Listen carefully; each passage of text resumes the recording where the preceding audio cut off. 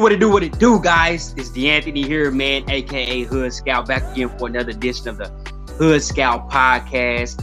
And this is really a unique podcast, a podcast like no other. We're going to have athletes, we're going to have coaches, we're going to have intellectuals, we're going to have media members of all sorts. And don't forget, guys, to like this podcast, share this podcast, and help grow this podcast. This is not just my podcast.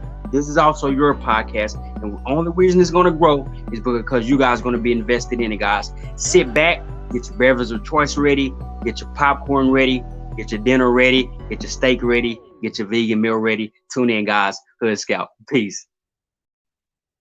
Hey, what it do, bless up, family.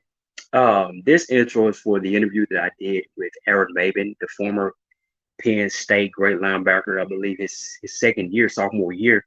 He had about 12 sacks. He was unanimous All American pick out of Penn State Big Ten football. Um, a guy that was selected 11th, the 2009 draft. When you look at it, a lot of people say, oh, this guy was like a bust or something. But a lot of people don't realize he was before his time. We mentioned this in the episode. He was a pass rusher, a la Von Miller. He didn't have Von Miller's NFL career, but he was a guy that was a speedy pass rusher. But the NFL, this was right before they shifted to that, where that linebacker was, that pass rusher like a la Von Miller. So this was a great episode, man, because it's so much more bigger than football. It's about, teaching the youth, loving on the youth, educating, kind of developing a perspective that's really more than an athlete. He's a guy that's an artist. I mean, he's a great artist, man. You can Google Aaron Maybin's art. He has some of the most beautiful pieces out there. He's also a guy that is actively involved in the school districts in Baltimore and the Maryland area. He's a guy that's getting a recreation center along with Torrey Smith, who's with the Baltimore Ravens. So these are guys that are they took their NFL career, and to me, they went to the true major leagues when it comes to being guys who are giving back to the community and guys who are helping and mentor young men and women. That's what it's all about, guys. That's truly what it's all about. Guys, like I always say, and I really mean this part, guys, donate to this podcast. We're independent. One thing about when you're independent, you can say what you want to say. You don't have to screen it. You can be honest. You can give a perspective that is fair to the viewer because it's not a censored perspective. So I say that to say donate, the cash out, donate, whatever it is, $5, $10, $20, $100, $1,000, whatever you got, give so we can continue to better this thing. We're gonna have more athletes on here. We're gonna have all type of different people. And the goal is to expose the people to you, but to expose you to the people and maybe drop a nugget or two in the process, guys. This is gonna be a fun one. Buckle up, about an hour plus on this interview, man, and you do not want to miss none of this. It was straight talk, real talk. Hood Scout signing out. I love you. Peace.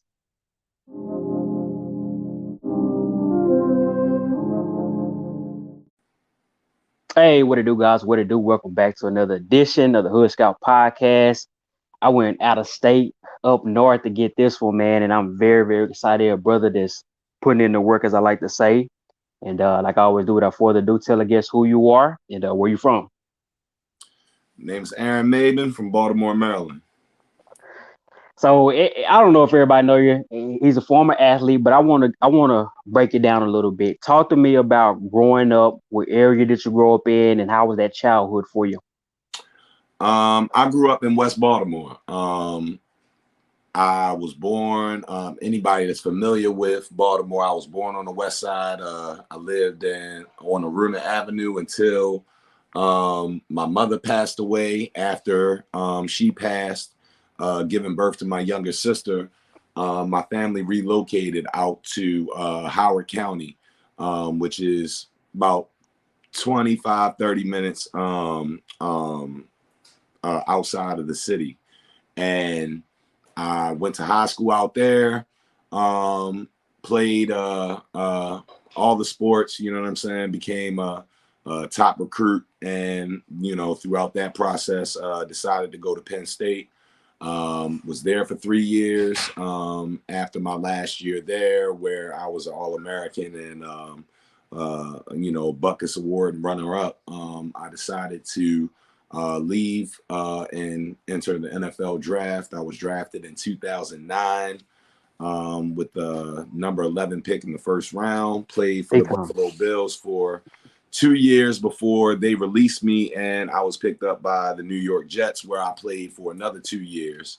And after the Jets, I spent some time with the Cincinnati Bengals. Spent a quick couple game stretch up north in Canada trying to chase a ring, and then decided to instead of coming back and playing in the NFL that next year, decided to transition to what I'm doing now, which is my life as an artist, educator, author, community organizer, pretty much whatever hat I need to wear in my community here in the city. Trying to do what I can to try to improve things, man. Now, the way I like to do this, I like to get to know the individual. And you kind of gave your bio right there really quick, but I always like to say I this. I like like to to chop I it up. like to bypass past all of that and hit all of the major bullet points so that we can actually circle back to what actually matters. So, however Okay. you really want to thread it and talk about things and all that kind of stuff. I just wanted to provide a context Yeah. Oh yeah. Yeah. That's what that beautiful. journey Let is. me. Yeah. Let me ask you this. More of a personal question. How did you handle your mother death at that time, and how old were you?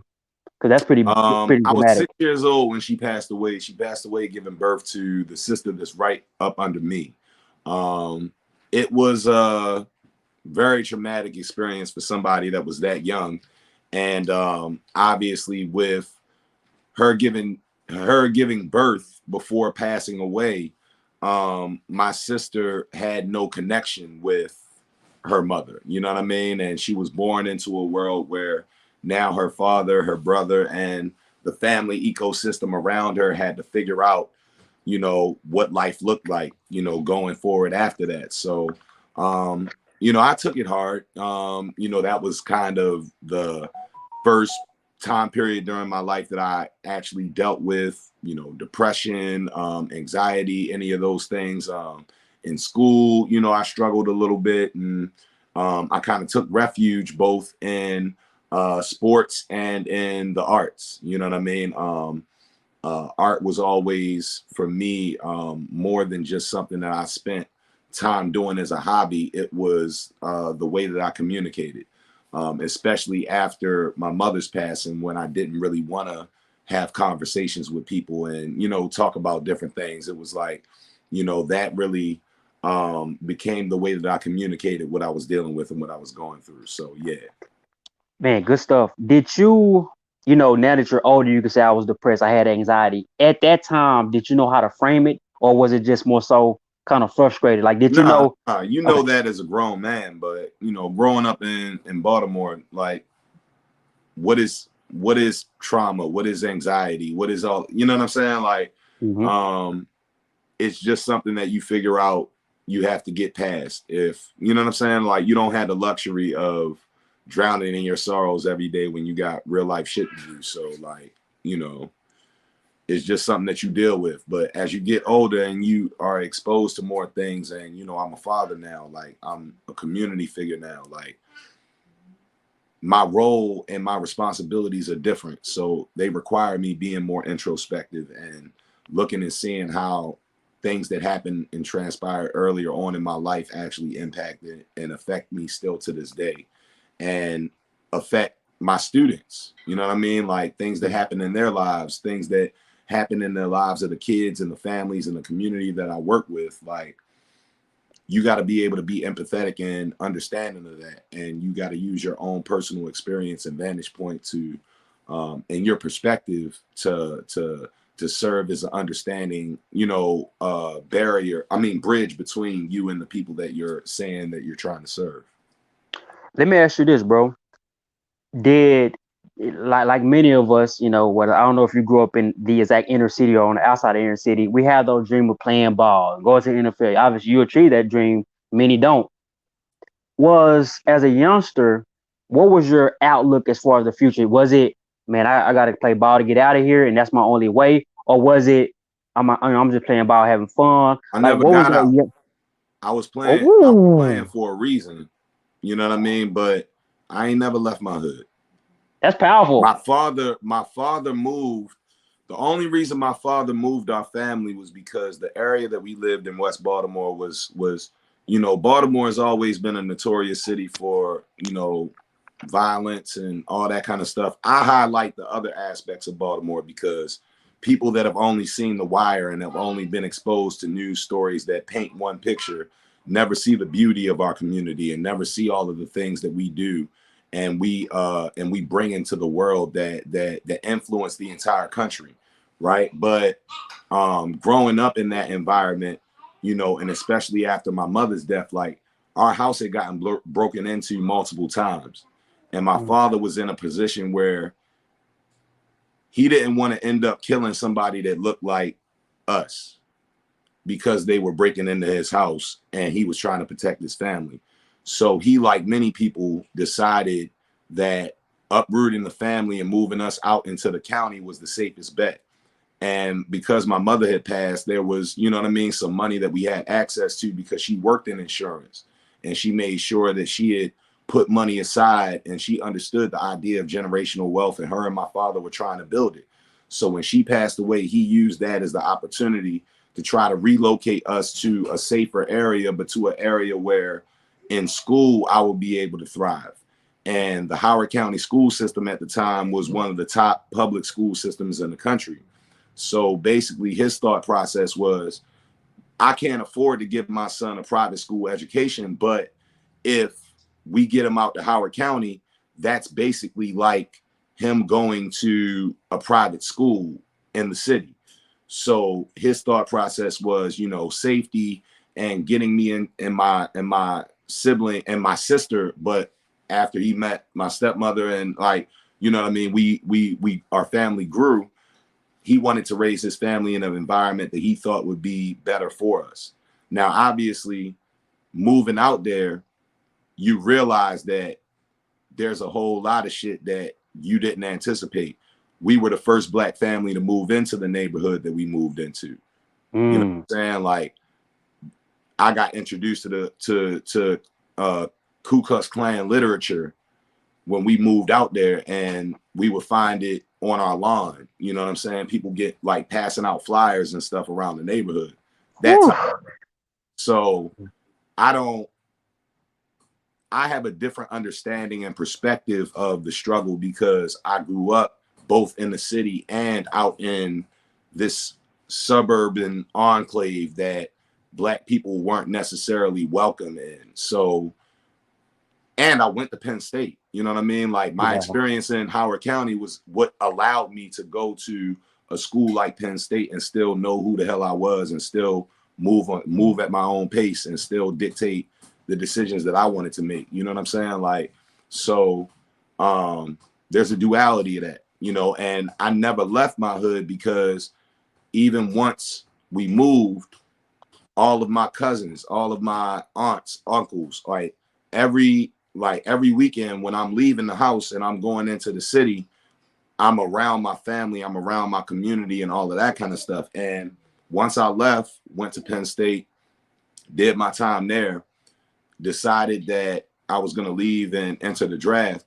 When I moved from Penn State, I came right back to Baltimore, and I never moved out into any suburban, place. Like my whole thing was, I'm coming right back to my city. I'm coming right back to the community because I grew up to see my responsibility as not running away and getting all of the resources and all of the assets and taking that out of my community, but actually bringing it back to the hood that raised me and actually trying to improve it.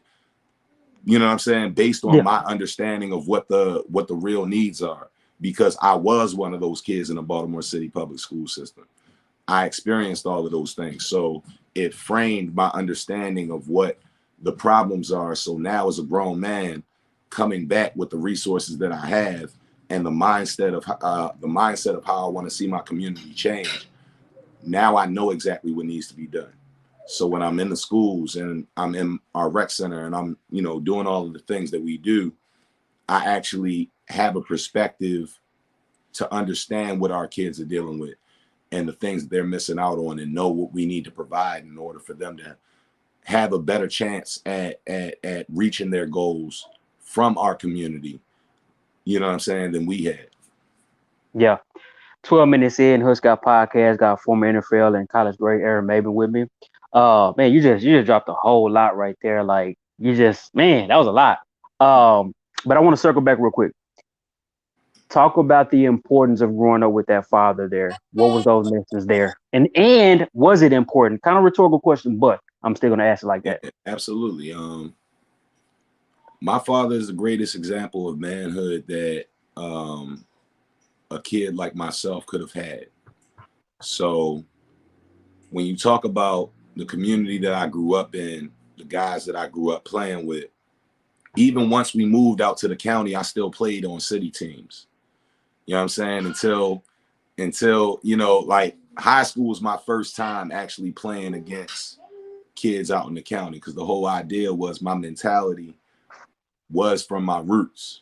You know what I'm saying? Like, but and in most of those teams coming up, it wasn't until I got to maybe like that middle school age that I was actually the best kid on my teams. You know what Okay. I mean? Most of the kids I played with were better than me. You know what I'm saying? Like I had a tenacity and a desire to be great that they didn't necessarily have, but talent wise, I wasn't even a, most talented dude on the field. But when you look at the difference between me and them was my father. You know, Mm.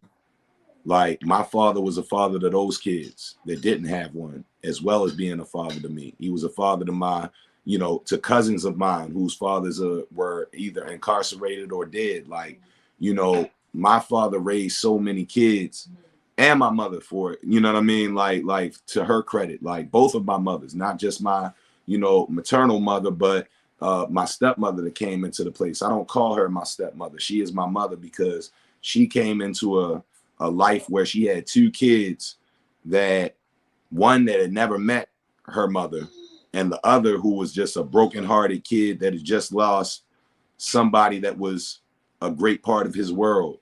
And she Hmm. loved us unconditionally, you know what I mean? Like just as much as the kids that she would have by my father. And she's just as influential in my development and the things that I've done in my life and my career, as anybody else, especially artistically, because she was an artist as well. So that was how we bonded and all of that kind of stuff. But my father being there, and not just being there, but being the type of father that he was, the one that saw my desires and saw the things that I wanted out of life early on and invested in them to his own detriment. All of the wants and desires and goals that he had for himself that he put on the back burner just to make sure that myself and my siblings and my mother and everybody else that he was a custodian of had what they needed to what we needed in order to survive. Like, my father was everything. And, he's the shining example of what I try to be to my own children, because, now I'm a father of my own flock, you know what I'm saying? And not just a father to my own children, but as an educator and a mentor and a community leader. Like, I work with so many people's children that don't have a significant presence, a male presence in their household that they can rely on and depend on. So, my vantage point for all of that is my dad. Hmm. 15 minutes in. Let me ask you this, because we kind of get into the meat and potatoes of this really inner city life and just black experience. If we want to be honest, I'm just hate to be very frank with it. Um, how many of your friends didn't have a father, if you will? Was it majority? Would you go to as far as to say that I growing can't up? say a majority, and I can't say that we don't have fathers. You know what I'm saying? Like, that's a narrative that I infuriates me, you know what I mean, beyond measure. Whenever you watch Fox News or whenever you Yeah. hear, you know what I mean, the white folks talking about black communities that they have no idea or context of, like they always talk about the absentee fathers, but they don't ever talk about the system of erasure that, you know what I mean, contributed to those fathers not being there. You know what I'm Hmm. saying? We don't talk about the fact that now it's people making billions of dollars off of the marijuana industry, and we Yeah. still got how many fathers out of our community that are languishing behind bars, you know what I'm saying, while people are making millions and billions of dollars off of this industry now? How many of Yeah. the people that are making millions and billions of dollars off of this industry look like us? Very You know what I small mean? number. Yeah. Where's the restitution and the havoc that the war on drugs has wreaked on our community? How did the drugs get there in the first place? Who was responsible for that? You know what I mean? Like Yeah. we don't want to have that conversation when we talk about fathers not being there. And even in the midst of the hood that I live in, I'm still in the midst of the trenches right now. You don't find no brothers around me that aren't fathers, that aren't Yeah. present fathers, that aren't, you know what I mean, fathers that sacrifice and build for their community, for their family. But who talks about them? Who gives them Hmm. their flowers? Who acknowledges them? We just talk about the people that aren't there. You know what I'm saying? Yeah. And most of the fathers that aren't in the lives of their children aren't denying them by choice. There are those that exist, but they're not the majority. You know what I'm True. saying? So yeah, most of my boys that didn't have fathers, like some of them were incarcerated, some of them were dead, some of them were estranged from their mothers, and some of them were deadbeats. You know what I mean? But you see how many Yeah. different things I got to before I got the deadbeat? Hmm. We just want to lump all of them into the same category. That's not fair and it's not accurate. You know what I'm Hmm. saying? So I try to redefine that narrative and reclaim it by highlighting the fathers that I do see present, by talking about the things that I try to do as a father to my children, to talk about the things that my father did with me. You know what I mean? To push back against this narrative that black fatherhood is non-existent. You know what I'm saying? Yeah. Like that's just something that we can't You still there? Sound like you cut off. call. Okay. Yeah, and I think that's a good point, and especially the point about we don't really dig into the why. Something Mhm. lately I've been kind of studying is the financial racial wealth gap. Right. A lot of this stuff with economics. Nobody wants to talk about the economic side, and the economic side goes right into the incarceration, like which is we can talk about that, maybe not. But I want to, since I do, man, I love this talk. I want to say that first off. We're still leading up to what you do now, but I gotta chop this thing up because I think it's a lesson here, and I talk to a lot of young athletes via the podcast, different things like that. What was that experience like for you? And I know you probably over it because you probably been asked a million times, but when you went to like a Penn State from where you was from, um, man, what was that experience like for you? Well, Because my I my know, experience in high school prepared me for it. yeah, it did, yeah, but see, if you didn't have that, couldn't it have If been a I shock didn't to you? have that, it would have. I'll say it like this: Hmm. my class at Penn State, the class that I came in with, right? Penn State, if you follow college sports, Penn State traditionally has always been one of those. Penn State, Alabama, you know what I mean? Like they are tradition, they're a tradition school. You know what I Hmm. mean? Like they played the same way, they had the same type of team, they recruited from the same places. So their teams were mostly white. You know what I mean? Mostly guys from, Pennsylvania, Ohio, you know what I'm Hmm. saying? Like that area, guys that came from the country, corn-fed, strong, all that kind of stuff. My class, not that they had every now and again they had guys that were just super athletes, guys like your LeVar Arringtons, your Michael Robinsons, guys of that like Courtney Brown, and all of those guys, just physical Hmm. freaks. But that wouldn't be the majority of the guys that they recruited. It would be like one guy in that class that was from an inner city neighborhood that had that kind of background, all that kind of stuff. My class was like the first class Penn State ever recruited where pretty much all of us was from the trenches. You know What what I mean? You changed? had a couple kids, you had probably like 5 guys out of like 20 that were Uh-huh. like your typical Penn State recruit, uh, uh, and most of us were from the hood, and most of us like had came up by living by a certain code, Yeah. um, and that experiment worked out phenomenally for Penn State because if you look, we're probably the most decorated group of guys ever to come through there. The first round draft picks, the NFL players, period, from my classes. I think we might measure up against any class that's ever came through Penn State. I can But believe that. but that was a culture shock for them and myself included. It wasn't like just because I had gone to school in the county. Like when you walk into a stadium class with 1,000 people in it, and you're looking around for another black face, and you might see like one or two. You know what I'm saying? And you're walking around a campus of just thousands and a sea of people, and you see a black face, and you're looking and you're kind of sizing them up like, yo, is this fam? Is this somebody that shares my and they got Birkenstocks and you know what I mean, like a sweater vest, and you're like, nah, dog, like, like yeah, he's from the other side of the track. Yeah, but it was a blessing in disguise as well, because we kind of incubated ourselves amongst each other.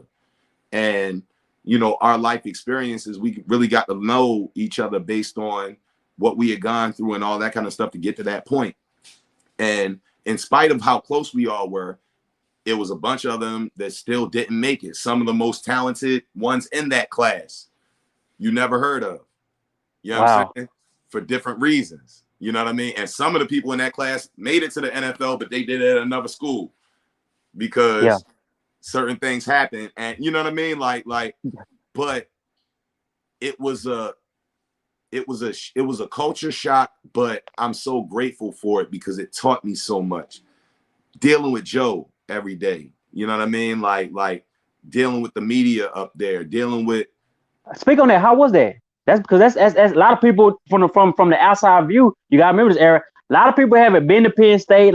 This is big time college football, Big Ten college football. Joe Paterno, one of the father figures of coaching in college football. Talk about that just a little bit. What was that like for you?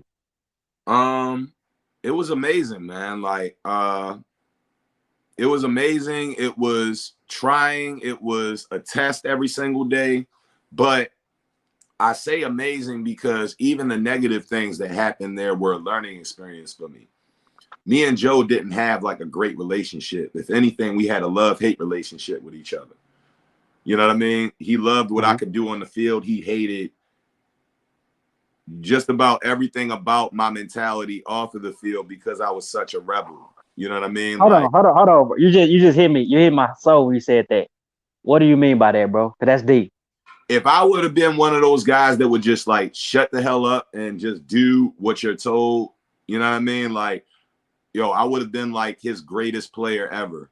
You know what I'm saying? Like if I'd have been like, that your typical Penn State guy, but that wasn't me. It just wasn't. Like I speak up, I push back, I do what I want in certain areas. Like I'll give a certain example, like guys on the team before me, there was one guy that did it before me, but guys on the team before me hadn't.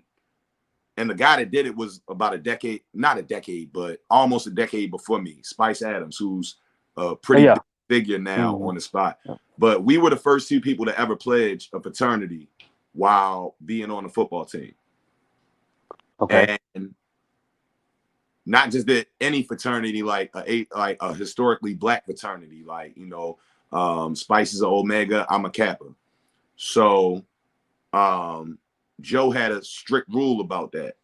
But Joe is in Skull and Bones, or was, God rest the dead. But Joe is in the oldest living fraternity in America that all of the presidents and all of, you know what I'm saying? Like the real life secret society shit that we talk about. Like Joe is a member of that organization. So like the hypocrisy of him saying that his players couldn't do it, but you were that guy when you were at that age. And I just wanted to, even though I was going to Penn State, I was trying to have as much of the college experience that I could have, and I was trying to surround myself with as much of the black culture that was there for me to surround myself with. So, we had a very low number of black people on campus, but, the campus life that we did have amongst the small community that we had was robust. And I told myself when I got there, like, I'm not going to go here for 4 years and leave, and regardless of what happens with my career, look back at my time in college and say, I wish I had done this. Like whatever thing that comes up that I want to participate in, I'm gonna do it. So in addition to being on the football team, like I chaired campus organizations, like I was a Kappa, like, you know what I'm saying? I performed in a couple different productions on campus. Like, you know, I was really involved in my school. You know what I'm saying? And football players weren't supposed to do that. We were just supposed to focus on being an athlete. But that's never been me. I've never just been an athlete. I've always been all of these other things. Even before I got to college, I had already taken college level courses at Maryland Institute College of Art here in Baltimore on scholarship during the summertime when I was in school here when I was a teenager. Like, I got the opportunity to do that because I won several art competitions from my mentor, Larry Poncho Brown, who was a prolific artist, Black artist from Baltimore, and many others. Like, I would just go around on the competition circuit and I would win scholarship money. I would win opportunities to go and to study at Micah. I would, you know what I mean? I would do all of these things, but I was also this athlete. But once you get to a certain level, people start telling you you're supposed to just focus on sports. You're supposed to just they're giving you a scholarship. Bro, they're making millions of dollars off of me. You know what I'm saying? Yeah. And yes, I wasn't an All American from the second that I got to Penn State, but I was one of the better players on the team for the lion's share of my time there. So even before my last year where, you know, I was an All American and I, you know, won all of these awards, like I was still contributing to the gross national product, if you will, of the school. So they make millions and millions and millions of dollars off of us. Every single building on that campus is funded in some way, shape, or form from football money. But you want to tell me like how I'm allowed to live my life. My whole thing is as long as I'm handling my responsibilities, you know what I'm saying? Like you're not going to tell me what I'm going to do with my free time. You know, how I invest in myself and my future is my prerogative. And I had a plan for what I wanted to get out of my education. I had a plan for what I wanted to do with my extracurriculars, like, you know, and they weren't going to get in the way of that plan by telling me I was just supposed to do this and stay in this box because I'm an athlete. So that frayed me and Joe's relationship. Like, and I would fight my teammates. Like my class, like we came from a different club. So like we cussed, you know what I mean? Like, you know, we did things the way that we wanted to on the football field. We tried to swag out our uniforms as much as possible. We went against every, like, we weren't allowed, none of us were allowed to grow our hair. So most of us, as we got older, as soon as we left school, the first thing we started doing was growing our facial hair and like growing our hair out because it used to be against the rules for us to have any facial hair or any hair past what Joe was comfortable with, you know, on our head. Like all of that shit, like it's programming. It's where that come from, bro? Cause a lot of what you're explaining, there's some good where you stuff, think, y'all. bro? Yeah, I know. Hey. Where you think it come from, man? We gotta do it to talk about it. Let me say this though, bro. I love what you're saying because it's so real, and you're not to me gonna get a lot of guys like this who are willing to just lay it out like this. But let me say it like this: it sounds like a lot of what you went through was shut up and dribble. You kind of like that Exactly. connotation. Okay. Y'all are just getting exposed to that now. Like, speak on because it. of social media, I was the first. My class, my group of peers were the first social media athletes. What year are we talking? I got drafted in 2009. Okay, so there. Okay. Wow. Instagram wasn't even really a thing when I got drafted. It really wasn't until I got to New York that people were really getting on it like that. And when I was in college, it was Twitter, Facebook. You know what I'm saying? Like, so we were the first athletes that ever had to think about how much sharing is too much. What can I say and not say? I've had this social presence that entire time. You know what I mean? So think about that. Like, we were the first ones to really have to go through that field and find out where the landmines were. So Yeah. now in this age now, post Colin Kaepernick, of everybody being on the social justice bandwagon, Mm-hmm. it's some of us that even back when we were in college, we're having to deal with that. And there's many that came before us that didn't have that, you know what I'm saying? But all the control used to be in the hands of the teams, the owners, the colleges, all that kind of stuff. Social media was what started to give us a voice. You know what I Yeah. mean? A public voice that nobody else, like, you can decide, our coach can decide who gets to talk in front of the cameras. Mm-hmm. They can decide who gets to go and do the interviews after the game. But social media was the first time that we actually had a space to say, oh, I'm not talking to the media. Let me go get my shit off real quick. Let me just let people know what I got to say. Mm-hmm. Get the media training stuff, like what they're telling us to say. Like, we were the first ones that actually had a platform to say what we actually felt like saying. You know what I mean? And Mm-hmm. whoever followed us could actually have a front row seat and see what we were dealing with, all that kind of stuff. So, you know, that's just to put that in its proper context. Like, I think now people tend to think of things and say players have always had this voice. No, it used to be whatever the public thought about you was whatever the team or the coach. You know what I'm saying? Like, even Yeah. the media people that had a position to report on it were people that they handpicked.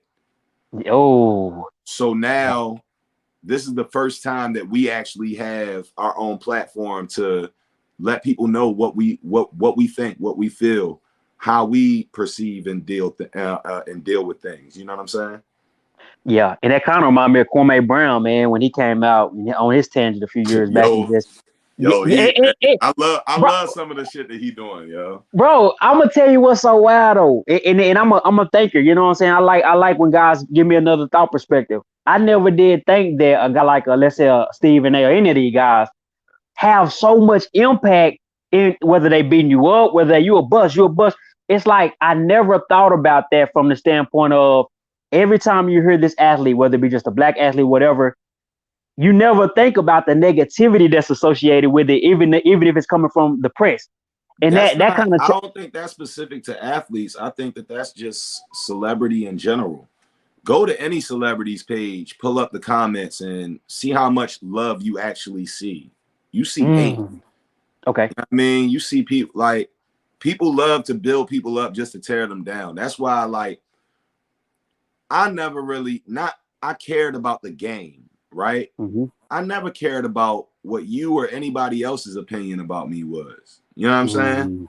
Mm-hmm. Mm-hmm. And my perspective, even looking back on my career, because many people called me a bust at many points in my career, right? Mm-hmm. But this is just the facts. You look at my time in Buffalo, they never played me. I refused to be one of their boys and do what they wanted me to do in order to, fall along with the company line. So, I was the black sheep there. So they just kept me off the field and allowed people to write whatever they wanted to write about me, because I wasn't on the field. Look at the year that I got to New York. Wow. In Man. half a season, I had more sacks than anybody in Buffalo for the whole season, than anybody in New York in the whole season. Had more forced fumbles than most of the NFL. Like, I think I was like fourth or fifth that year in forced fumbles. And Mm-hmm. you know what I'm saying? Like, Mm-hmm. throughout my whole career, when they put me on the field, I balled.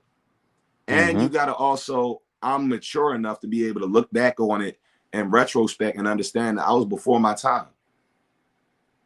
Name a Yeah. pass rusher in this league that's not built like me now. Yeah. I remember you, bro. I remember But you I was the very well. Like, first.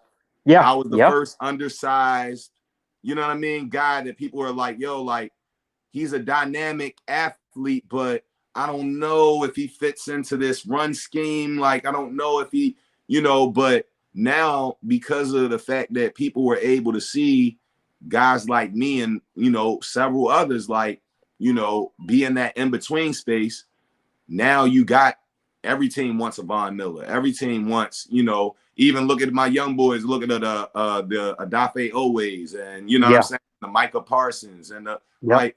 they're all of them are just like I was at that time. But now, because the NFL is actually transitioned fully in this way, we were always going to be a passing league. People just didn't realize how fast that wave was coming. And now everybody wants an edge rusher that is a speed guy that, might be undersized, but you can use him in a million different ways and you can move him around. Rex was the only one that had that vision with me and was like, oh, y'all don't know what to do with him? Bring him over here to New York. And Yeah. he just let me do my thing. Wow. Man, 37 minutes in, man. Got former NFL baller, artist, activist, Aaron maybe with me on the Hood Scout podcast. I wanna start right here and say this, bro. You got a lot in you. What words of wisdom would you give that young athlete that's going off to school? Let's say he's going to one of these big schools, D1, Bama's, the Oklahomas, the just on some real stuff of somebody that's been there and been at the highest level. You don't have to get too deep with it, but what real talk advice would you give that young baller? Which young Just going in baller? talk. How old is this baller that we We're talking talking about? about 16, Have they 17. already committed to a school? Or are they Yeah, going to let's the say advice changes. The advice yeah. changes based on the age and the position that they're in. All right, I'll do it like this. I'll give you a couple different nuggets.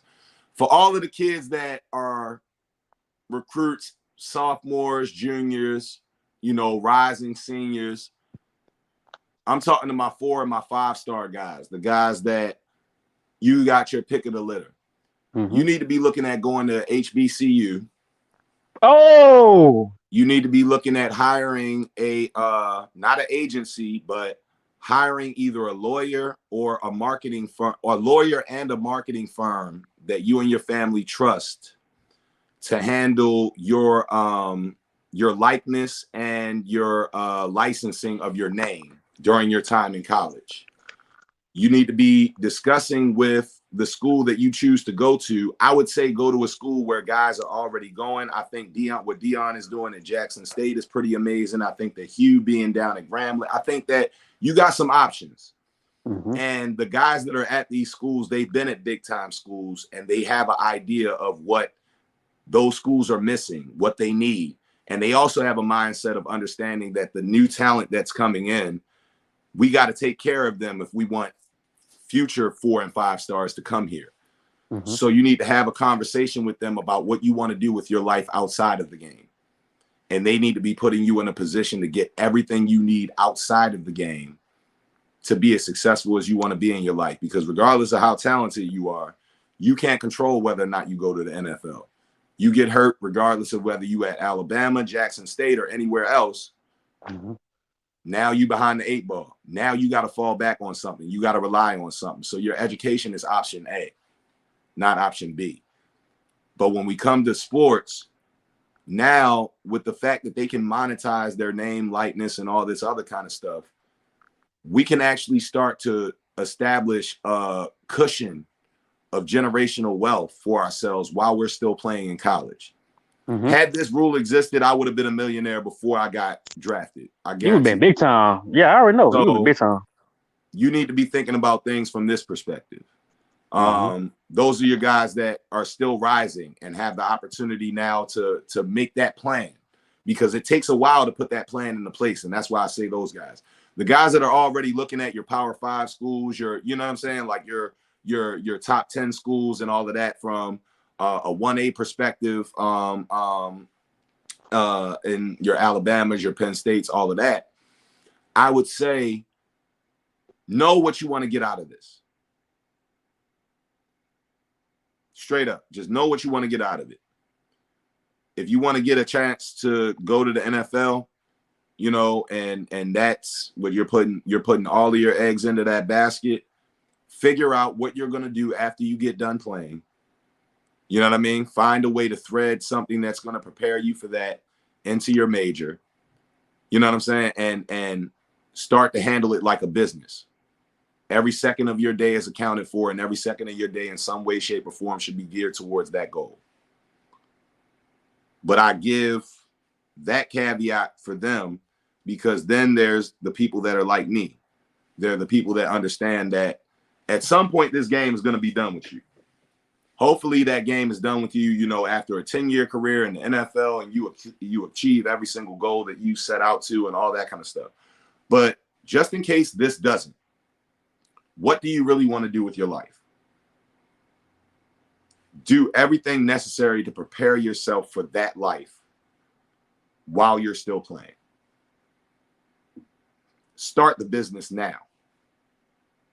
No matter how old you are, start the business right now and use every year as a benchmark to take it a little bit further, to learn a little bit more, to bring another aspect to it, all of that kind of stuff. Thread the classes that you take in your college career around that goal, that passion, that idea, so that whenever the game is done with you or you're done with the game, you're actually able to transition into it prepared and not now trying to put in your 10,000 hours to master whatever this craft is that you want to go into. Yeah. Whew, man, man, you, golly, I knew this was gonna be good. I didn't know it was gonna be just this part. 42 minutes in, and it's really blowing by. Man, you knocking me on my tail. Let me ask you this. I heard so many coaches, you know, especially on Twitter. I follow a lot of coaches, you know, cover a lot of ballers, videographer. They always on the youngsters. What they say, you know, take care of school, you know, take your test. You know, if you're not making this, you know, 3-point GPA, don't even think about college. I mean, it's hammering down. Let me ask you this, and this might be a tough question for you. Why is that something we have to teach? Is there a, should there be, what's we hear about education all the time, but why is it quote unquote not interesting for this Is your young platform geared towards kids that are brilliant in the classroom, or is your platform geared towards kids that are brilliant on the gridiron? Are you celebrating the kids in your community that are the top flight students? Or are you celebrating that? You know what I'm saying? And I'm not. That's good on you, but that's all of them. Yeah. No, and I man, celebrate brilliance. Wow. I was celebrated for being violent until I was 20, 22, 23 years old. Yeah. And at that point, people started celebrating the other aspects of my character. Wow. So if we start paying more attention to our young geniuses, you know what I'm saying? If we start celebrating the students that are exceeding and gifted and talented and all of that kind of stuff, and we start actually celebrating our creatives and investing in them, then maybe more kids will start to see themselves as creatives and entrepreneurs rather than athletes. You know, I was just answering that question at I had a book signing last night, and one of the questions that the girl asked me was about politics and all that kind of stuff, and I'm like, you know, we complain so much politically about what our politicians aren't doing and how they're selling us out and all of that, but name one in your own community, name one young, talented, gifted kid that we're grooming to be the next mayor of your community. Well, I almost dropped the chair. At least 50 of them every year. They're gifted, they're talented, they have an aspiration for law or for politics or for public policy. And we're not giving them scholarship money. We're not making sure that they get an internship with a city council member. We're not making sure that they get a chance to shadow the mayor in the mayor's office for 6 months. We're not making sure that when they come back from college, they get a chance to intern downtown with a civic organization that serves people and a community organization that hands out. You know what I'm saying? Like, we could literally we complain so much, but my thing is I just throw every complaint back at you and say, what the hell are you doing? You know what I'm saying? Like in these areas that you're complaining about, you know, or are you just talking? Because that's all anybody else is doing. These politicians, they're pandering for votes. They're talking. You know, everybody on Twitter is talking. Yeah. Everybody on IG is talking. Everybody on YouTube is talking. But I want to see the action that follows that. You know what I mean? Yeah, man, that's real. That's real. And I think a lot of it to me turns me off because it comes from and I'm like, man, I don't know if you're gonna reach kids like that. You gotta really show that you really care, and it has to be this. Yeah. I can't be Yeah. standing above you, pointing down on you. I got to be willing to say, hey, I did this shit, and this Yeah. is True. wrong. What you're doing is also wrong. We got to do better collectively. Yeah. We Yeah. have failed. You haven't failed me. We have failed each other. Yep. But we want to all act like we got things figured out and that, we're beyond reproach. And, it's just not true. So my whole thing is I just try to lead by example in that way. Like, yes, I do a lot of talking. Yeah, I write books and yeah, I teach and all that, but I serve. You know what I mean? Me and Tori done opened the rec center in West Baltimore where I grew up, and the community that I grew up in now has something that I didn't have in that time period. You know what I'm saying? Congratulations. Like I've been educating in the trenches where people talk about our schools and our kids and what they don't have for years, but I've actually been in there myself teaching. I've been raising money and funding resources and development, and I've created curriculum that over 25 schools in my city are now teaching. You know what I'm saying? Like, we can talk all day, but until you actually going out there and doing the work to close the gap, what are you contributing to the issue itself Mm-hmm. rather than hot air? Yeah. Yeah. Good stuff. I had a principal on about a month ago, and he said an interesting point. He was saying, a lot of people, complain about the book bans and different stuff down here. He said, but when when the school board and council meeting are having they're having a vote off, he said the parents don't How many show up. people from the community are there? That's what he said. He said, and Right. if you're not showing up to vote, then whatever they pass is going to be in school, and you can't complain because you didn't show up. And I thought that was a very interesting point. That was a We'll show principle up to the down here. protest, Yeah, but what about the city council meeting? What about the school board meeting? You know what I mean? What about the actual times where you at and not even just showing up to the meeting? Are you calling your representatives every day? Do you have your senator's number? Do you have your city council member's number? Do you have the mayor's office number? Do you think that, hey, how about, what do you think would happen? What city are you in? D-Town, Dallas. What do you think would happen if every black person in Dallas called the mayor's office every single day at least once and left a message about them wanting to see a specific improvement in your school? I think Whether it it matter. was funding, whether it was, you know what I'm saying? Like we act like the red tape and the documents that we put on record and all that kind of stuff don't matter. The lobbyists know they matter. Mm-hmm. And all of the people that are organizing against us politically are paying the lobbyists millions of dollars just to leave those messages and just to make those calls and just to do. But guess what? That shit is free. It's public Wow. information. You Yeah. got a cell phone in your hand that literally connects you to the world, and we don't use it. We use it to tweet and to complain, but that same device can connect you to everybody that has the answers and the keys to your liberation, to your freedom, to your resources, to your finances. But we don't organize ourselves in that way. But our enemies do. I'm gonna tell you too. I'm gonna tell you this, bro, and you can agree or disagree. I don't know. I feel like we've been programmed how to think. Everybody has. That's all public school is programming. Oh, okay. That's not just us, that's everybody. The problem Okay. is we act like we can be everybody. Mm, We act like the same rules that apply to everybody also apply to us. If that's the yeah. case, everybody would get arrested at the same rate. You know what I mean? There would be an equal distribution of wealth and resources and all that kind of stuff. But we can't operate like we're everybody else. We got to operate like there's systemic forces that have always been weaponized against us, both in legislative policy and just in social interaction. Like, we got to act like, we got to act like we know what we've come from. Getting on code. Come on. Yeah. Yeah. Come on. Like, we got to act like we got to. Bro, let me tell you this, bro. And this, I had a coach on this from down here in the Dallas area. In fact, he won a state championship, which was really big because they were the first inner city school to win a state championship. Well, they stripped Carter, which was the movie. I don't know if you've seen the movie, but Yeah. anyway, Woodson? yeah, Carter G. yeah. Woodson? Yeah. Now, it was a movie. Carter High School. Jesse Armstead. It was a lot of D1 guys came out here and they ended up robbing people. It was kind of crazy. But the coach, anyway, I want to get back to the coach. He won a championship, and I had him on the podcast. He was talking about integration and what did we really gain from that, and just some real good stuff. And I said to What did we myself, gain from it? that's what he said. But Aaron, this is my point. Why is he the only coach I've ever heard talk like that? Like, it's like we don't want to be real.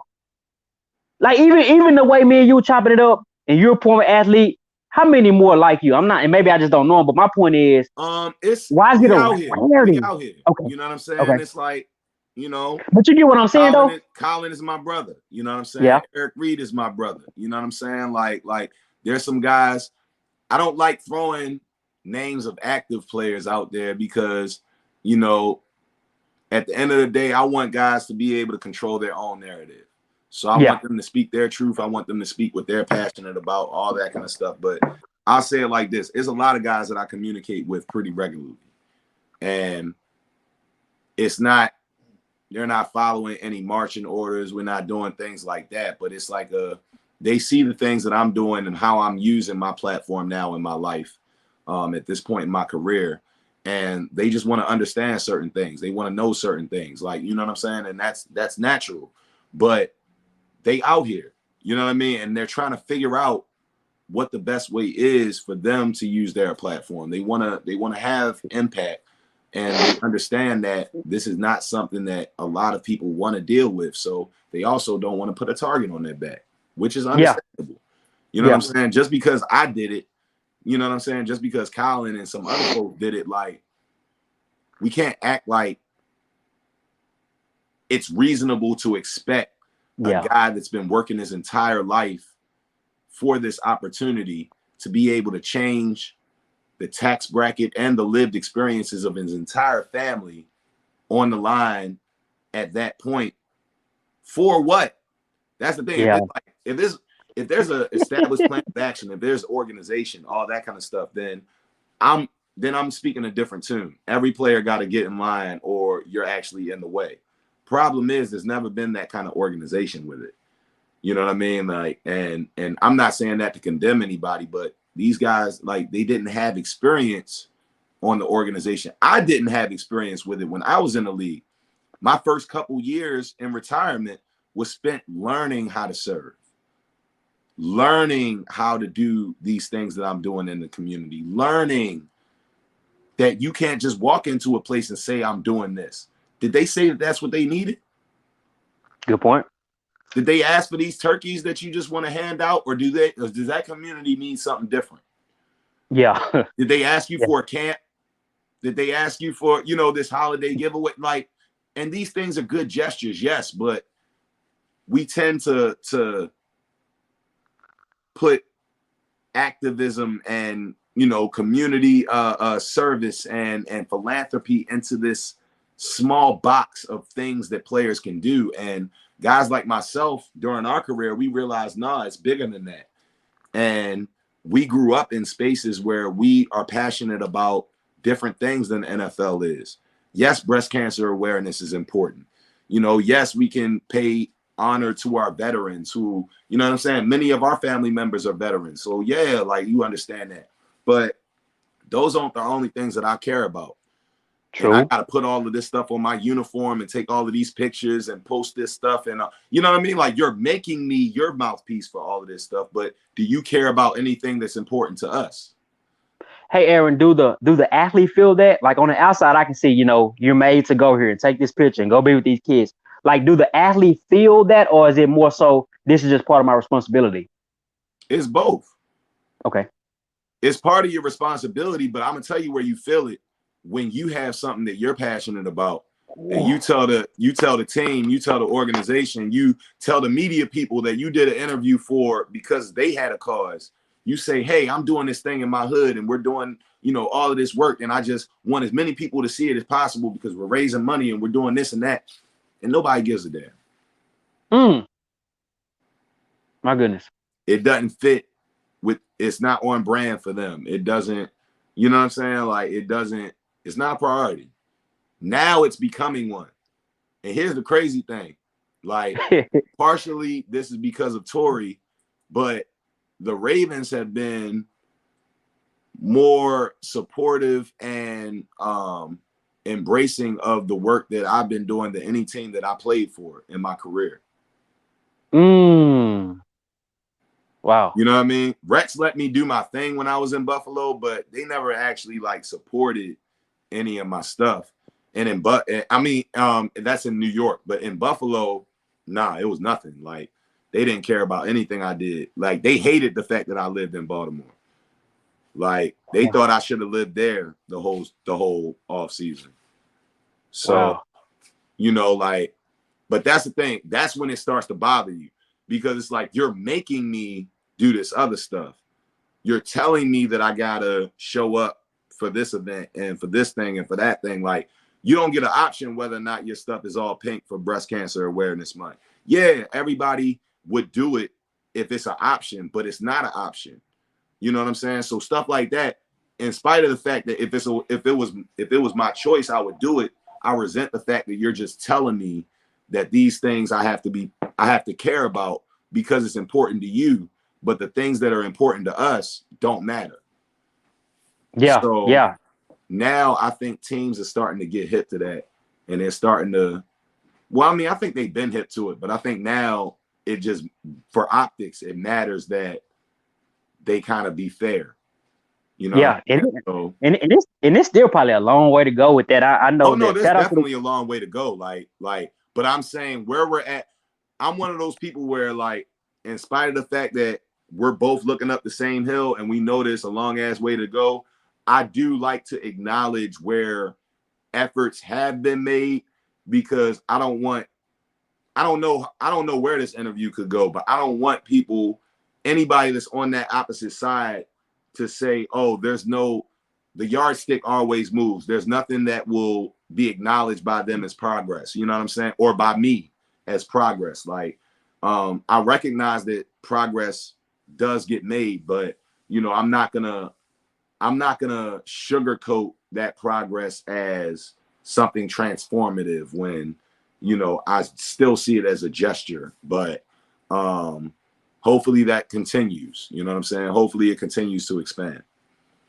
man, almost an hour in, just a little bit longer, man. I am loving it. We're flowing, talking to Eric Maybin, great community actors up there in the Baltimore area. Shout out to the Ravens, man. They did this guy who was another guy in the community, bookstore owner, family, real historic. They partnered with him on the clothing line. So shout out to the Ravens for doing different stuff like that. Man, I want to get to the nitty gritty. So let's put a capsule on the NFL career. What's what's what's a definition that you would use to kind of define that era? And then I want to move on to some of this other good stuff that you've done, the lesson plans and this community work. So let's put it into this NFL thing. And how would you kind of give that definition to that NFL career if you could put it in a capsule? Um, I'm grateful for everything that my career was able to do for me, my family. Um, I'm grateful for all of the experiences that I had, for the adversity that I had. It's really groomed me in life, truthfully, for being able to have that thick skin and deal with anything that's thrown my way. But I've never been a person that saw myself as just an athlete. That was something that I did. You know what I'm saying? Mm-hmm. Like, and some people would say that that was the reason that I was never the player that I could have been, and I can actually understand that, like, because there was a point in time in my career, like after New York, you know what I'm saying, like before I made the decision that I wasn't going to play anymore that season. That was actually a decision. It wasn't like I went to Canada because no team would want me and all of that. I decided that I wasn't going to play in any NFL games that season. And at the end of the year, like it just so happened that the Canadian teams were about to enter the playoffs, and the team that had won the Grey Cup the year before, really needed a pass rusher, and they were like, "Look, we'll do anything." You know what I'm saying? Like what? Like they talking to my agent. They're just like, "What does he need?" And like, my agent called me. He was like, "Look, I don't know if you would even consider this, but." I was like, shoot, man, I played in Buffalo and New York. I ain't been in the playoffs my whole career. Like, if I can get a piece of hardware, like if I can help a team get a championship real quick, like I'll tell you what I need. They had to give me, you know, a little studio apartment in the city, you know what I'm saying, Mm-hmm. that I can do my artwork in and, you know, be able to immerse myself in, you know, the Toronto culture a little bit. Like, you know, I was in my traveling bag at that moment. And I Okay. was like, and I'll go out to practice, you know what I'm Mm-hmm. saying, every single day. And then the rest of my day is my own. Like, I don't want to have to go to no meetings. I don't want to have to do, you know what I'm saying? And, Yeah. you know, they were like, all right, bet. So that for me was just another, it was like it was a trip for me to go create art, you know what I'm saying? Play the game that I loved, you know what I'm saying? With no pressure and, you know what I'm saying? Like just have that experience, you know? So, I got to the point where I realized I could play that journeyman role for a couple years to Mm-hmm. figure out what the right fit would be, but that wasn't authentic to me. Mm. I had just had my son, you know, my daughter, my first daughter, my firstborn, was a little bit older at that point, and you know, I hadn't been present in their lives since they had been born. You know what I'm saying? Like I'm splitting time between Baltimore and whatever city I'm playing in. They're flying in to visit every now and again, but you know, there was an emptiness in it. And my whole Okay. thing was, you know, the NFL is one of the most sought after and esteemed professions that exist in this world. And Mm-hmm. if your heart isn't really in it, you don't deserve, you know what I'm saying? Like somebody else would chop their arm off for that opportunity. And if it's not something that you're doing because you're passionate about it anymore and you just going to collect a check, you know what I'm saying? Like you stealing. Like that's when you end up getting hurt. That's when something bad ends up happening. And the type of player that I was, you know, I was an undersized guy. You know, I was a passion guy. I was a impact guy, you know. So if I'm not running 100 miles an hour, if I'm not looking to actually blow everything up, you know, I'm not the same player. And then I become a liability and not an asset, you Mm-hmm. know. And I didn't want to be that guy. Like my whole thing was if my heart and my passion was really here in my community, then that's where I needed to be, you know. So I just made the decision to retire. And, you know, since then I've just been doing my art, you know, and educating and doing everything that, you know, I do in the community, you know, full time. What was, and we're gonna kind of eat at this a little bit. We still gonna good on time a little bit, Aaron? I want to be mindful of that. Yeah. We got a little bit. Okay. Okay. Good. Good. Before I pivot to this, how was Toronto? What kind of city was that? How was that? How was kind of living up there? Like. Um, it was dope. The thing I liked about it is so my stepmom is both English and Jamaican, British and Okay. Jamaican. So I grew up once she came into my life with a really heavy, you know, Jamaican influence and all of that. And it was dope being out in Toronto, seeing the West Indian culture that exists out there and like all the, not even just the West Indian culture, but just like all of the different cultures that exist there. You know, it's a huge melting pot and it's similar to New York where I had just played for a couple years. And you know, it was just a little bit of a different vibe. And artistically, you know, it provided a lot of inspiration for some dope work that I did at that time, you know, and I was able to go and check out all of the museums. And, you know, once I was done with practice for the day, I would be bar hopping. I would be going to Mhm. different museums. I would just be meeting people and, you know, going to the little weed spots and like just sitting in there and like they had so many different places that I had never like been to. Like you had certain spots where it was like a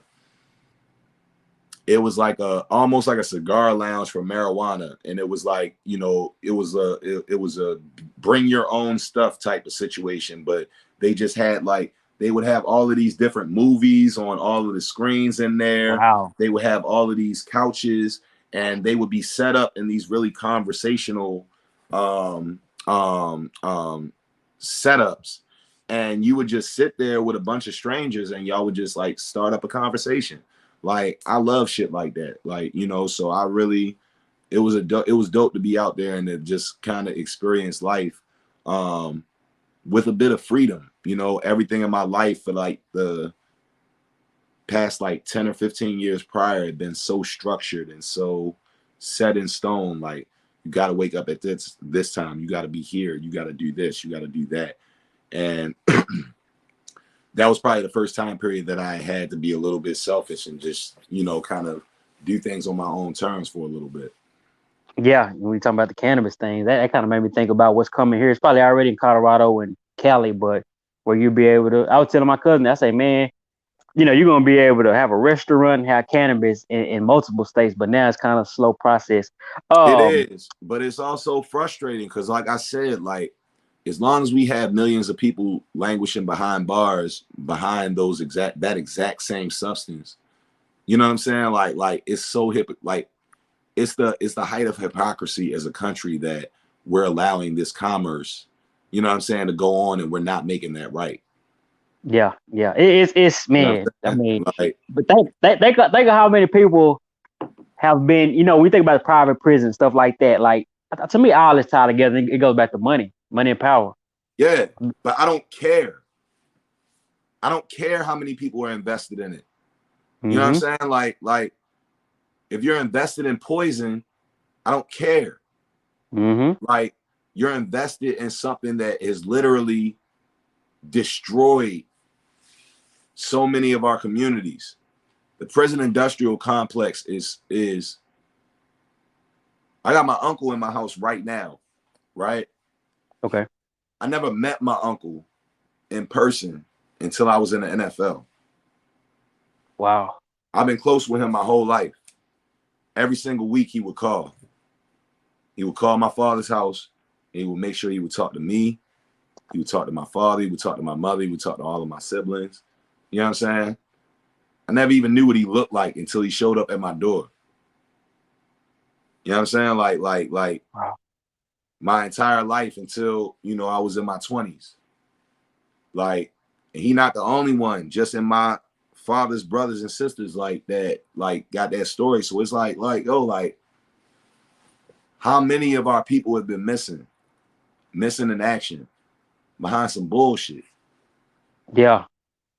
Yeah. And because it's made some people rich, I'm supposed to care that they're gonna lose out on money. Nah, man, like it's the height of hypocrisy, and until we can even have a conversation like that, we don't even deserve to benefit from profits off of this shit, man. Like, you know what I'm saying? Like it Mm-hmm. Yeah. don't Real make no talk. sense.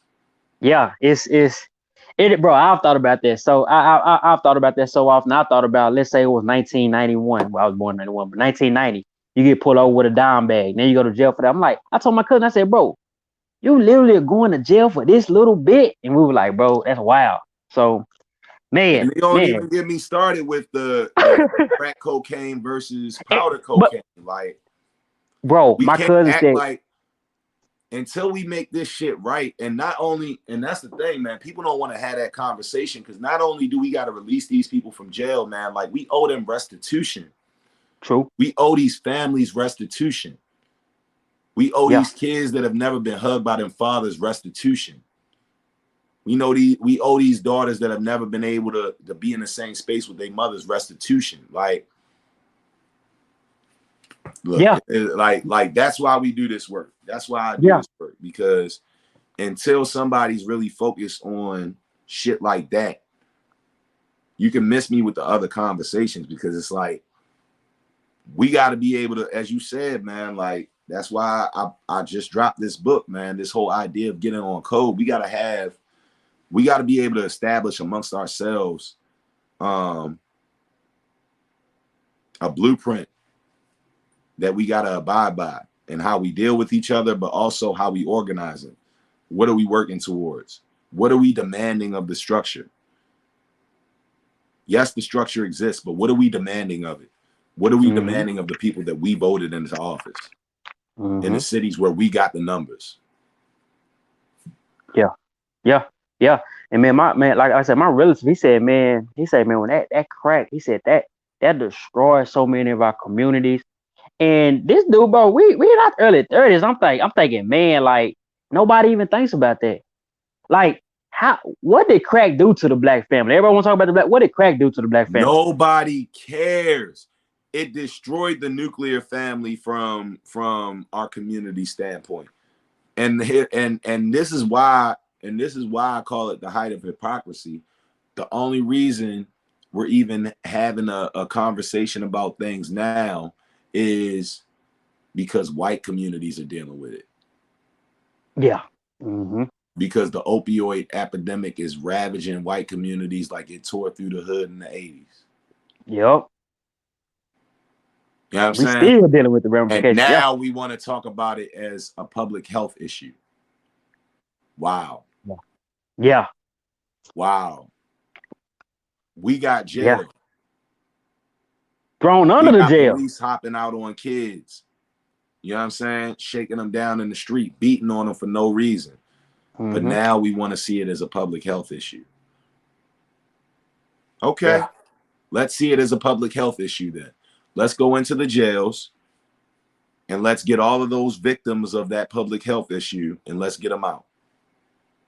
And then let's get them some restitution.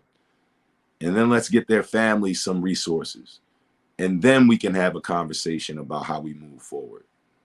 See, but to do that, we have not we, but I'm using we in this context. We'll have to admit that we were wrong to do it in the first place.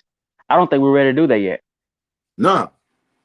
Yeah. But that's what I'm saying. Like we can't act like we want to. I'm not saying you, but a lot of people want to act like we're at this evolved place as a society, as a country.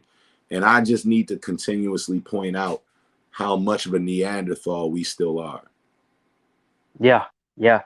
Woo, man, this is flowing. I don't want to end it a little bit, so I want to kind of get it back on track a little bit, even though all this on track and all this on code.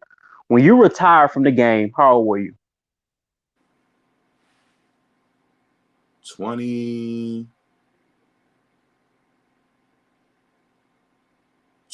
almost 25. Oh, wow, I didn't realize you were that young. I was 25 when I was 25.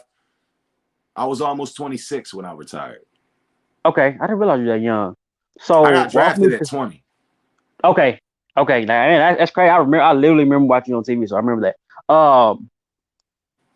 Man, we've been talking about so much, man. It's like I'm trying to put all this in context because it's been talking about so much. Did you know that my life has been awkward? You know what I'm saying? Like go from the NFL to social justice. No, I love it though, bro. It's just politics. I love it, bro. It's just that I love it, but I'm also engrossed in it. That like it's more than just like if this is somebody from channel CBS or something, it's like they can do it. But it's like because we live it, it means more, and you think on it more, and you ponder it more. But let me ask you this: when you finally got done playing, and did you know you're gonna go back to those roots and do some activism work, or was it kind of some soul searching there a little bit? I was already doing it. Okay. I started my foundation in my rookie year, 2009. So, I was already in the schools. I was already in the community. I was already engrossed in this work from a community-based standpoint. That was just the time that went from being an off-season thing to my full-time shit. What, man? I've been in these schools too, man. So everything that you're saying, I've been blessed to do it, and I don't talk about it a lot, but I've been blessed. Started a nonprofit years back, and anyway, that's neither here nor there. What stood out when you really got it in full time? It wasn't just the summer. What's some things that penetrated your heart? Because I had some things that penetrated my heart when I got in these schools. Like, was it something that you were like, damn, any type of thing like that? When I returned into the schools, you got to remember I was last really in those classrooms, as a middle school student before, we relocated and all that kind of stuff. You know what I'm saying? Mm-hmm. So I had a memory of, just overcrowded classrooms and, decade-old textbooks that were falling apart and, no computers, no resources that made learning or achieving in the classroom any easier. And when I returned, there were still overcrowded classrooms, decade plus old textbooks. You know what I'm saying? Like I realized how much of it was still the same, how nothing had really like improved. Nah, And real talk. nah, but I speak on that because what should infuriate everybody about that is these schools are measured by the exact same standards as the high school that I went to, Mm-hmm. that had computers for every student, that had every book that you could have imagined available, that had tutors, that had small classrooms, that had attention to detail paid in the curriculum, that had, you know what I'm saying? Like that had drinkable water fountains, that had, you know, like that didn't have vermin just running through classrooms and hallways. And like, let's talk about that had heat in the winter Mm. and I cold air. remember you. Yeah, I remember that. Y'all. Yeah. Yeah, we Mm-hmm. ain't even talked on that. Like, let's be very clear. We measure all of these schools by the exact same standards, but one segment of kids gets educated and another segment of kids pretty much just gets ushered through. And there's nothing about it that's right. So, in seeing that, it was heartbreaking because I came into it naive and arrogant, as a first round draft pick that was, you know, about to make millions of dollars. I actually thought that the money and the resources that I was about to get was gonna allow me to really change everything. Not overnight, but I thought I Mm-hmm. was really gonna be able to put a real dent in some of the problems Mm-hmm. until I actually got into it and realized like, oh shit, like you don't have anywhere near the money, the resources, the time, the no the understanding, you know what I'm saying? Like, and that's why for the first few years after I transitioned, I just traveled, studied, and served. That's smart. You know what I mean?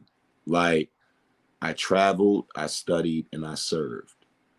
And I learned what it really meant to do this work. And I had mentors that really taught me how to serve in the correct way. You know what I mean? How to get certain things done, how to understand how to scale your expectations and your goals. And that time for me was priceless because it allowed me to really understand and create a blueprint for how I wanted to do this work that I'm doing right now. Now, when you say that you travel, what was this throughout the nation or just on the East Coast or just regional? Like when you say that, what do you It mean? was everywhere. I mean, I was traveling, of course, to different cities and um, doing different stuff directly on the ground with other organizers and people that um, that I organize with, you know, in other communities in other states. But you know, I also spent, you know, I spent a month in Jamaica doing an art exhibition. You know what I mean? I spent Oh wow. um, another uh, 3 or 4 weeks, you know, doing a residency in Atlanta. And then, you know, I did an Art Basel show in Miami where I relocated there for a month and rented out a gallery space and did an art show throughout that whole month of December. You know, was commissioned to do some work with Disney and ESPN, you know, so you know I was on the road a little bit for that, you know, just I like that was that time where I was kind of doing what I want, you know, and any opportunity that came my way that I felt like I could learn something from and um, get some clarity on the work that I was really trying to do here in my community here in Baltimore, I did it. Do you think, I don't know if when you traveled, I don't know if you was able to go to different schools or not, but do you think that the issues that were persistent in Baltimore were same persistent issues in other cities as well? All I would places think, where all places where poor black people dwell have pretty much the same issues. The yeah, nuance of the issues change, but poverty, lack of funding, lack of resources, lack of jobs, lack of, you know what I mean, like economic yeah, opportunity, lack of ownership. Um, yeah. yeah. Well, walk me through. Let's talk about that. How you wrote you said you wrote a not a lesson plan, curriculum.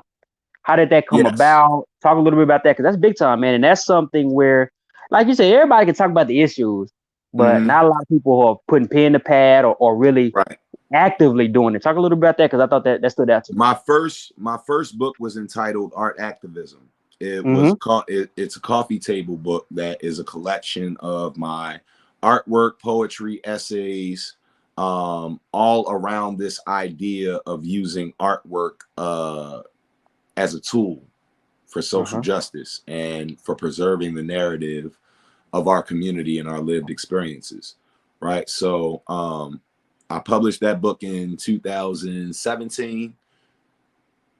No. I published that book in 2016. And in 2017, that book went on to be taught by um, several colleges that made it a part of their fine arts their fine arts program. But I didn't.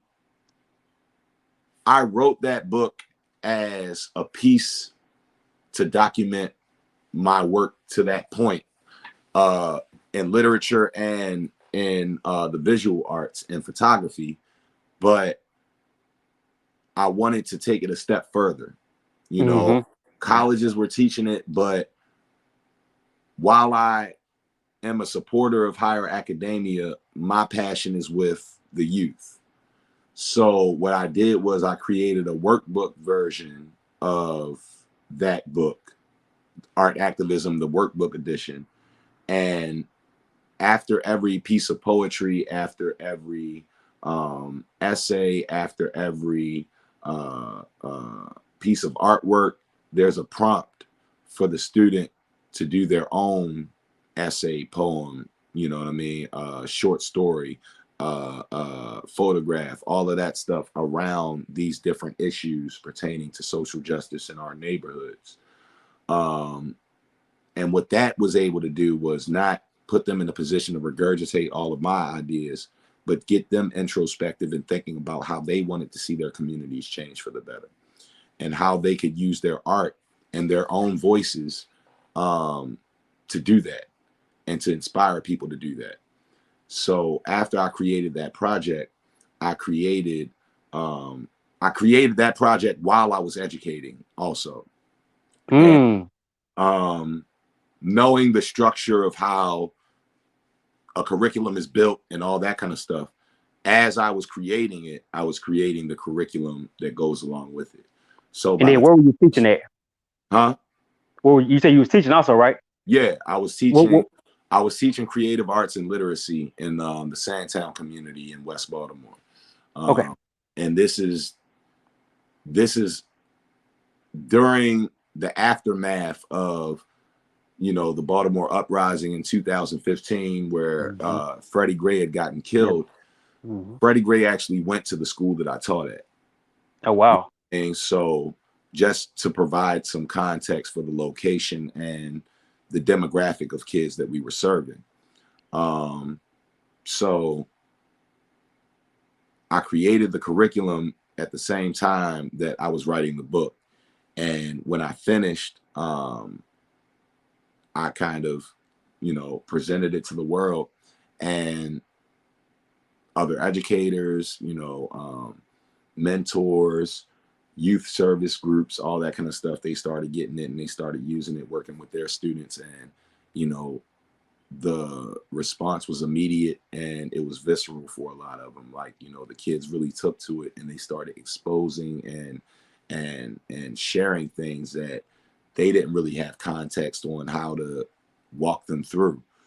So, long story short, it led to me doing a professional development with all of the teachers that were going to be assigned to schools that the city had designated as student wholeness sites. And these sites were supposed to provide kind of a wraparound approach to addressing every element of the kids' well-being, from psychological to social, emotional, and otherwise. And if you're familiar with art therapy and expressive arts therapy, that's a big component of that. Okay. So art therapy is always something that I've done with our brothers and sisters in the jails and our juveniles in the juvenile detention facility. So that was something that I threaded into this project as well.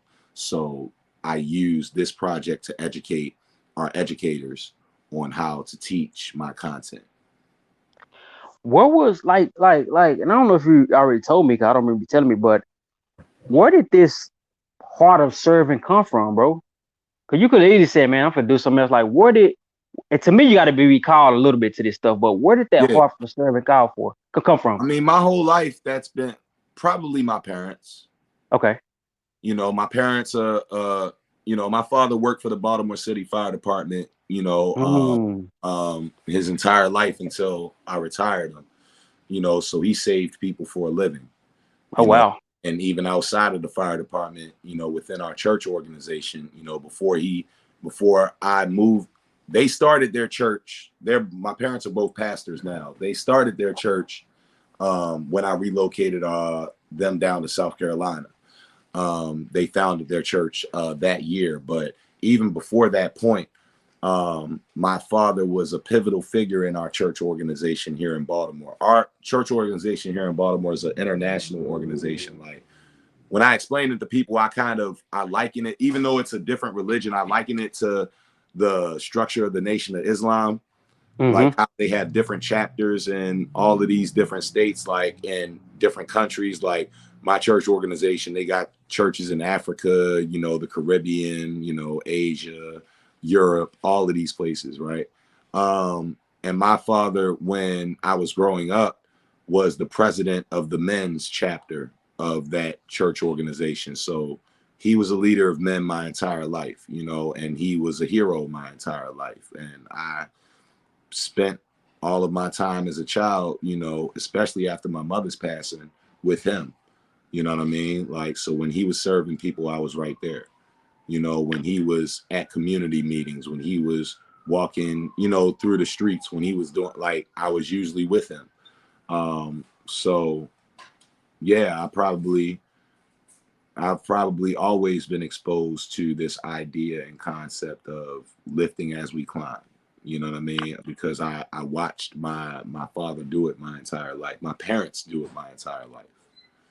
Now you wrote another book, correct? Not too long ago, right? I've written six. Six. Talk. I mean, you don't have to go each one, but talk a little bit about that because that's My we gotta first book highlight was it. was Art Activism, the Uh coffee huh. table book that I told you about. That was a Yeah. collection of poetry, essays, photographs, paintings, all of that. Then I started publishing my coloring books. I have three Ooh. of those: Capes and Crowns, Colors of the City, and Reasons Why I Love My Hair. Then we had the workbook version of Art Activism, and then we had the Inside My Mind SEL journal that I created for the kids that we work with at the rec, along with Tori Smith's wife Chanel, who's also an educator. We worked on that project together. And Getting on Code, my latest project that we just dropped a few weeks ago. Where you drawing inspiration from these days? Everywhere, you know, my community, my upbringing, my kids, you know what I'm saying, my students, my family, I'm inspired constantly, by whatever's around me, and, my desire for the type of society, community, and city that I want to see. We're gonna get on getting on code in just a second, but I can tell you're a family man. Speak a little bit to the importance of that because um just speak to that. Speak to how important is that family? How important is that rearing your children to see who you are and in the community? How important is that to you? Everybody's first ministry is to their household before you serve Hmm. anybody else, before you do anything for anybody else. So none of the shit that we're talking about means anything um, outside of my what I'm doing in the lives of my children. You know what I'm saying? That's my Hmm. first responsibility. And as I continue to get older and as I continue to evolve and develop, you know, my role and my responsibility in their lives continues to expand, you know, because they're getting older and they start to develop and need and require certain things of you as their father, you know, and um, it's the most important thing. It's my most important job. It's the only thing that will matter after I, you know, shut my eyes for the last time on this earth, you know, Hmm. the things that I'm depositing into them, not just the things that I can provide for them. So, um, the same way I was baptized into this work through, you know, my father, my kids are, you know, they're the same thing. Everywhere that I go, I got at least, you know, one or two members of my battle armor with me, you know, so they're with me. They see what it means to serve. They understand the scope of the work that's being done.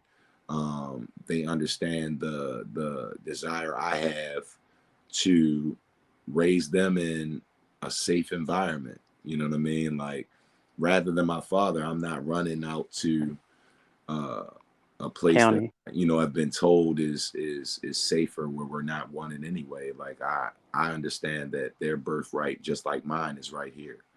You know what I mean? And I'm dedicated, you know, towards doing everything that I can to make this the the greatest place that they could grow up in. By the hour 33 minutes in, I'm gonna get ready to wrap it up in just a second because we've been talking a long time. So let's end with these two. Talk a little bit about getting on code. Where can people find that one? And then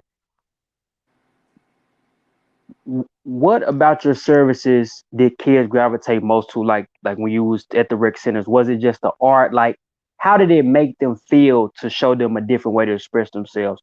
So we get on those two and we're in it now when we answer those two. So getting on code, as I said, is my latest book. It is probably my most important book to date. And I feel that way because this is probably the first point in my life that I feel like everything is in its proper alignment. Ooh, I like that. You know what I mean? And what I mean by that is people have always looked to me for leadership, but I've always resented the idea of people looking to me as a leader because in my mind there was still so many things that I was still trying to figure out and so many things that I was still trying to bring into its proper alignment. I was still trying to figure out certain things as a father. I was still trying to figure out certain things as an educator. There was still certain things that I was learning about how I wanted to serve in my community. And we never stopped learning. We never stopped pursuing more information and all that kind of stuff on these things. But this is the first time that I actually now feel confident in the code and the balance that I have in my life now. And I think that that balance and that code have allowed me to accomplish so much more than I have at any point up until now. And I think that that code, if other people, especially other people that look like us, that come from communities that we come from, can start to abide by this code, you know, I think that we can actually start to transform many of our communities for the better in ways that we haven't been able to do in the past. So I really wanted to share that. And I wanted to share it not in a way that started arguments, but that actually brought us closer together, thinking about solutions and thinking about things that not that we disagree on, but things that we actually can come to a common understanding on and organize around and move forward together on. And okay, I'm sorry. Go ahead. No, no, no. Go ahead. Okay. Um, Man, you talking, and then I'm for the wise thing down. But what would you say to that father, man, who wants to be there, wants to impart that wisdom, but says, "I don't have the money. I feel inadequate as a man. How can I still be a quote unquote father?" Money is not the sum of a man. Our fathers and our forefathers and the rest of our ancestors were all had to deal with poverty, all had to deal with a lack of funds, a lack of resources. And I Mm, think that one of the tricks that they played on us as black men is convincing us that the only thing that we can provide to our family is our money. The things that we can provide are not the greatest investment that we make into our families. It's us. It's the love. It's the emotional security. It's the nurturing. It's the support. You know what I'm saying? It's the affirmation. It's the order. Those are our real contributions, and that's not something that like we make it about money so often, and that's a cop out sometimes because we don't want to do the real work because the real work mm, hurts. wow. It Dang. hurts. It hurts for a lot of us to be vulnerable with our kids or with our significant other. It hurts for us to be open about what we're struggling with. You know what I'm saying? It hurts for us to admit that we don't really know how to love ourselves. Mm. It hurts for us to admit that we never really got taught how to heal. It hurts for us to admit that we're just figuring shit out. You know what I Real mean? talk. Yeah. But Yeah. it's not until we can really start to admit those things and start to come to grips with them and start to actually have conversations with our loved ones about how we move past them that we can actually overcome those obstacles. And that's important to the community, man. Once our community here, it's gonna be tough. Let's end with this one, man. It's been amazing. And with when you brought art to those kids and they was able to express themselves in different ways, how did that make them feel? It makes them feel seen. Mm. You know what I mean? And it's not a past tense thing. I'm at the rec that we opened up. I'm there every single weekday from about 12:30 to about 5:30 every How did single y'all day. open? How did y'all? I know I keep saying for the ending. How did y'all open that thing up, bro? That's a big time accomplishment. Congrats on that. Appreciate it. With a lot of hard work. You know what I mean? Like I'd love to be like, it was an opportunity that was given or provided or something like that. But nah, like, you know, with that with that whole situation, um, excuse me one second.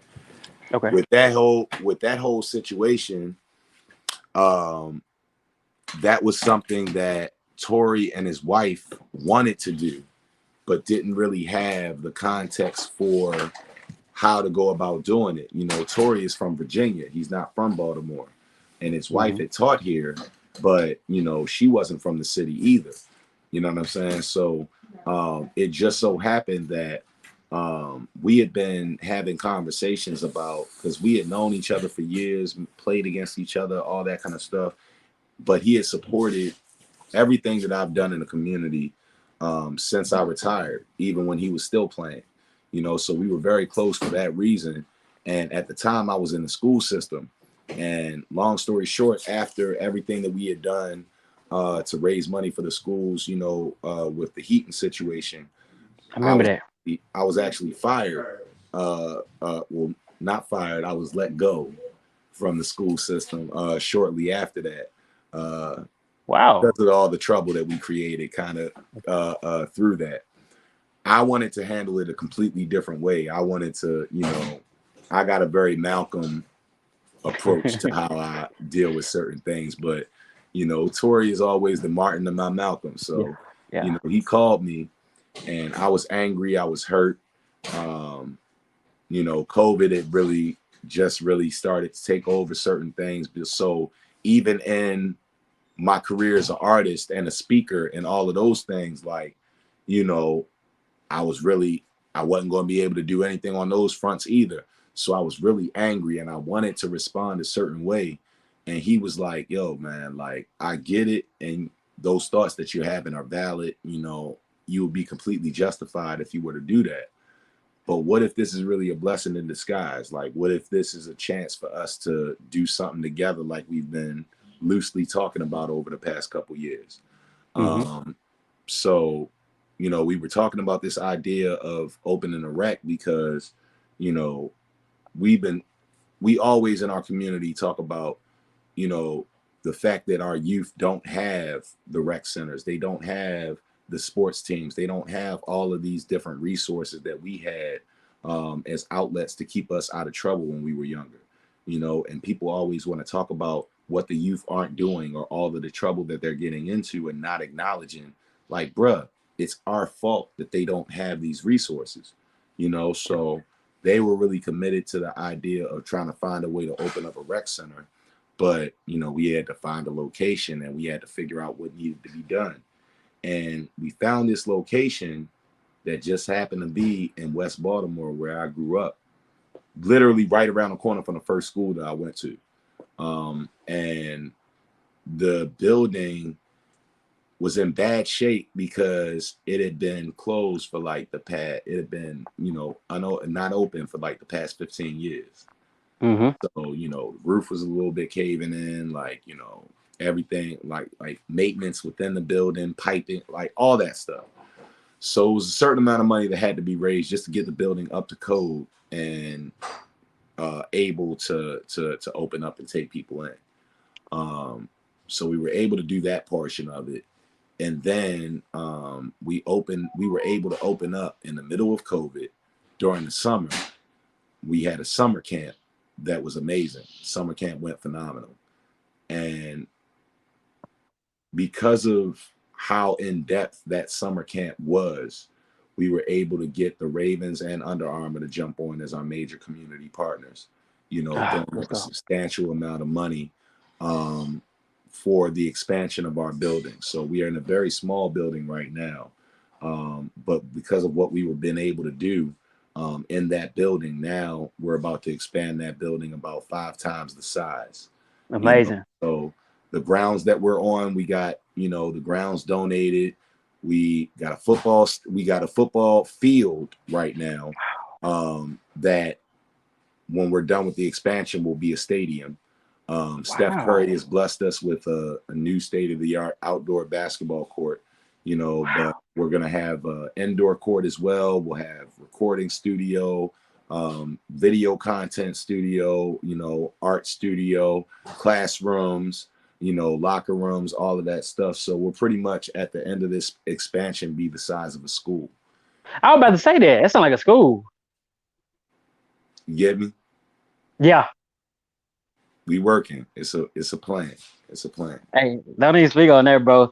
It's a plan. Man, let's shut this thing down. It's been good, man. Bro, I'm grateful for you coming on. I'm grateful for your transparency, and I just pray that it keep getting bigger and it keep getting better, and you keep doing the work and impacting, bro. Like, I don't know if you get depressed. You know, you ain't gonna get depressed like you was when you were an athlete, but for those who understand the magnitude of the work, keep doing the good, bro. Like, real talk, keep doing the good, bro. I And appreciate man, we're hour 44 minutes, man. That's a wrap. So if you want to say something else, you can, bro. I'm good, man. If you good, All right. I'm good. I appreciate you having me, my brother. Hood Scout, Aaron Maybe, man. Penn State legend. 1 hour 44 minutes. It's a wrap, man. Till next time. See y'all later. Peace. All right, bro. Take care. All right, man. Have a good one. All right, dog.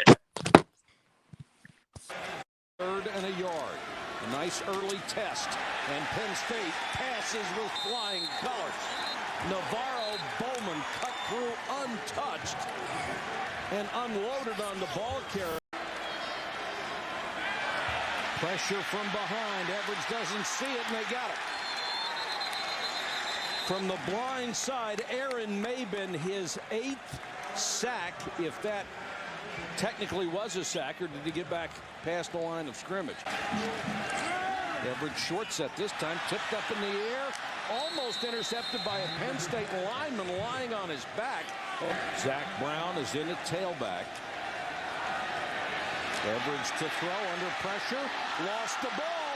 There's the big mistake that has killed this team and killed the quarterback. Aaron Maybin knocked it away. Josh Hall, the middle linebacker, comes up with it. And Todd, that's exactly what you were talking about. Well, you just have to take care of the football. I mean, you step up in the pocket, you better expect somebody coming from behind. And Maybin just rips the ball out, but that's on average. He's got to protect the football. If he's going to step up or threaten the line of scrimmage, he better protect the football. He was carrying it a little loose. Maybin stripped it, and now here's Penn. Average with only 20 seconds to go in the half. Steps up. Look out from behind. Almost lost it again. Well, this Aaron Maybin now, he's a fun guy to watch. He's fast. He's fast, and he plays with a fast motor. I mean, it's one thing that he's fast and athletic, but he plays every play as fast as he can. I mean, he doesn't look like he gets fatigued. And he even runs to the locker room. That's several years, but 30 years involved here. Sheer too high, and it's picked off. Sargent again. Intercepted by Sargent, his second. Sargent looking for a block across midfield and tripped. Boy, goes down at the 45, and Sheer was the guy who's credited with the tackle. Boy, he got a block from Aaron Maybin. The pass rushing phenom turned into blocker and got a huge block. The overthrow by Sheer is going to be tracked down by Sargent, and watch as this return starts. The block he's going to pick up from Aaron Maybin, number 59, right here on the center, Moffitt. Wow. D. Cleater.